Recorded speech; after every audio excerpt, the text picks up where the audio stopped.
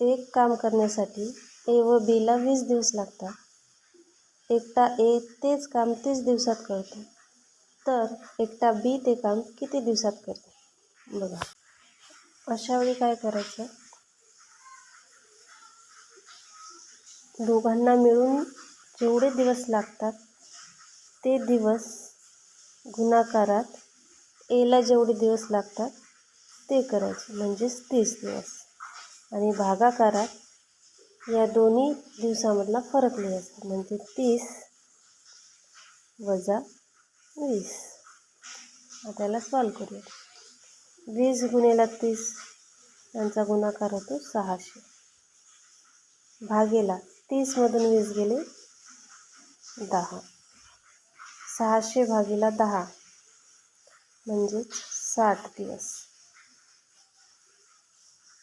याचा अर्थ बीला ते काम करण्यासाठी 60 दिवस लागतात. ऑप्शन क्रमांक 3.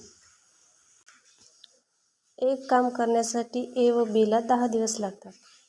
एकटा ए तेच काम 20 दिवसात करतो, तर एकटा बी ते काम किती दिवसात करेल? चला तर आपण सॉल्व करूया.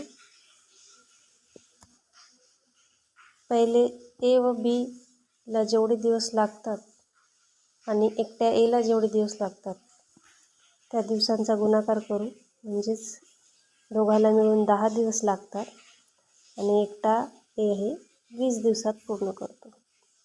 10 गुणिले 20 करायचे आणि दोन्हीमधला फरक म्हणजे 20 वजा 10 अर्थात 10 दिवस, भागीला 10 बरोबर 20 गुणिले 10 200 भागीला 10 बरोबर 20 दिवस. याचा अर्थ